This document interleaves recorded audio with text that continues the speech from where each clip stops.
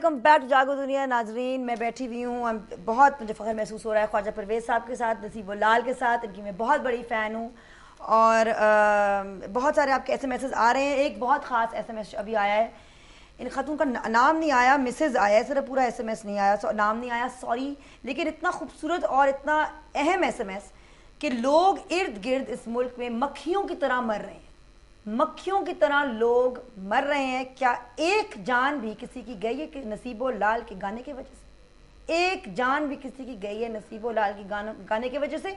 लातादाद लोग मर रहे हैं इस मुल्क में, उन मसाइल और मसलों के पीछे पड़े जिनकी वजह से लोगों की जान जा रही है, सिवाय इसके कि हमारी इस तरह की एक इतनी खूबसूरत आवाज़ के पीछे आप पड़ गए हैं। नसीबुल्लाल की सादगी की वजह से गन पॉइंट पर उनसे गाना गवाए वालों पर बैन लगना चाहिए, रेहान कहते हैं सियालकोट पे। हमारे साथ लाइन पे फवाद चौधरी मौजूद हैं, उनसे बात करते हैं। बहुत हमारे रिस्पेक्टेड वकील हैं, एडवोकेट हैं। अस्सलाम वालेकुम फवाद भाई।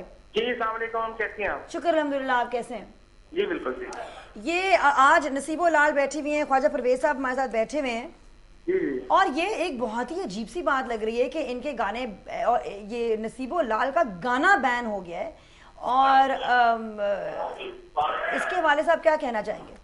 असल में चूंकि केस इस वक्त पेंडिंग है हाई कोर्ट में, तो मैं सिर्फ इस पे बहुत लंबा चढ़ा तबसरा तो नहीं करूंगा, बस सिर्फ इतना ये कहूंगा कि जो लॉ का जो पहला असूल है, और जब हम कानून की पहली क्लास में जाते हैं तो वहां पे बताया जाता है कि जज को मोरालिटी के रियलम में नहीं पढ़ना चाहिए, कि जज ये डिटरमिन नहीं कर सकता कि मोरालिटी क्या है और कौन सा गाना अच्छा है, कौन सा फौश है और कौन सा बुरा है। ये गाना ये जो गानों वालों के मामलात हैं या मोरालिटी के मामला, जिस तरह आपने अभी बात की ना कि औरतों पे तशद्दुद यहाँ पे फाशी में नहीं आता, बच्चों पे यहाँ पे चाइल्ड लेबर यहाँ पे फाशी के जुमरे में नहीं आ रही। और एक मुझे नहीं समझ आता कि भाई जिसने नहीं सुनना वो ना सुने। आप 500 रुपए का या 700 रुपए का टिकट खर्च करके लेकिन फवाद भाई ये जो एक माहौल है इंडस्ट्री में, एक डर है, एक माफिया है और ये है वो है, ये मेरे ख्याल में पता नहीं शायद तमाम मुल्कों के इंडस्ट्रीज में ऐसा माहौल हो, ऐसी माफिया मौजूद हो, सुनने में तो यही आया है। लेकिन इनको प्रोटेक्शन नहीं मिल सकती उनसे?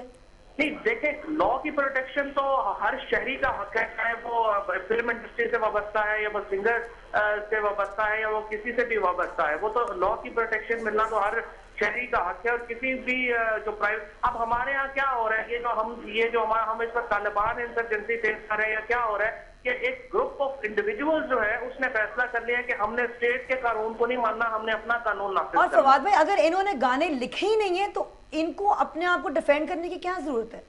इसको डिफेंड तो मुझे इनको जो है जी बात यह है कि अगर इन्होंने गाए दिए, मुझे मेरे ख्याल में अभी तक अदालत में भी अगर इनका कोई अगर डिफेंस नहीं है तो मैं तो बिल्कुल तैयार हूँ इनको डिफेंस प्रोवाइड करने के लिए, क्योंकि मेरे ख्याल में तो इनका जो केस है वो बहुत अच्छा है। मैं फवाद साहब का शुक्रिया अदा करता हूँ। ये बलाडी अच्छा है। इनके जो चचा थे अपने गवर्नर पंजाब चौधरी अल्ताफ हुसैन, इनके चौधरी इफ्तिखार जो लाहौर हाई कोर्ट के थे, ये उस खानदान से ताल्लुक़ रखते हैं। इनकी ऑफर का शुक्रिया, हम इनसे काम लेंगे। आप क्या कर सकते हैं नसीबुल्लाल के लिए? हेलो फवाद भाई, अच्छा दोबारा आएंगे अभी लाइन पे तो उनसे पूछेंगे। आपकी तवक्कुआत अपने फैन से कोई है? किसी से कोई तवक्को रखती हो आप? भाई जिसने ये बैन लगाया नहीं, कुछ आपको लगता है कि आपके फैंस आपके लिए कुछ कर सकते हैं या हम लोग आपके लिए कुछ कर सकते हैं? ये जो आपको लिख लिख कर भेज रहे हैं, ये मेरे लिए थोड़ी बात है। मैं तो फक्र से, मुझे तो रोना आ रहा है।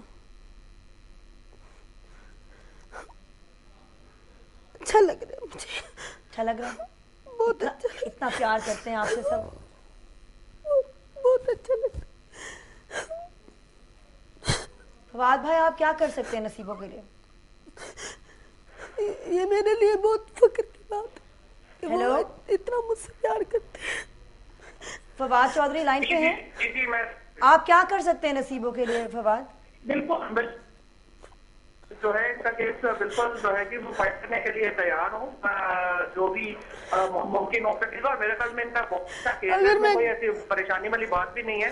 एक अगर कोई केस फाइल करता है तो जाहिर है उस पर जवाब देना चाहिए। और ये जो केस है इसमें तो कोई ऐसी बात ही नहीं है। अब अदालत कैसे जो है वो मोरालिटी डिटरमिन कर सकती है कि ये चीज मॉरल है, ये इमॉरल है, इस तरह तो फिर बहुत मामला आगे बढ़ जाएंगे। इस तरह तो कुछ भी नहीं हो सकता। ये कानून मेरे ख्याल में इसमें बड़ा वाज़ेह है और इनको अपना केस लड़ना चाहिए और कोई ऐसी बात नहीं है। नादिया, एक सवाल मैं तुमसे पूछ रहे हैं, क्या कानून में कोई ऐसी शिक है कि किसी शख्स की रोजी बंद कर दी जाए? फवाद भाई, ख्वाजा साहब जो सवाल पूछ रहे हैं उसका जवाब है। तो मेरी रोजी बंद की हुई है, मैं तो भूख मर रही हूँ।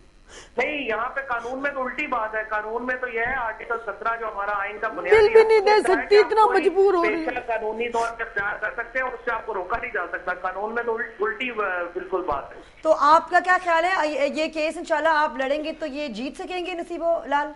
बिल्कुल इंशाल्लाह, बिल्कुल 100%। कोई ऐसा इसमें कोई बात नहीं है। मुझे ये नहीं पता कि अभी तक इन्होंने क्या इस केस की कार्रवाई की है, लेकिन इस केस की फवाद भाई 20 तारीख है और हमें अब आपसे हम उम्मीद रख रहे हैं।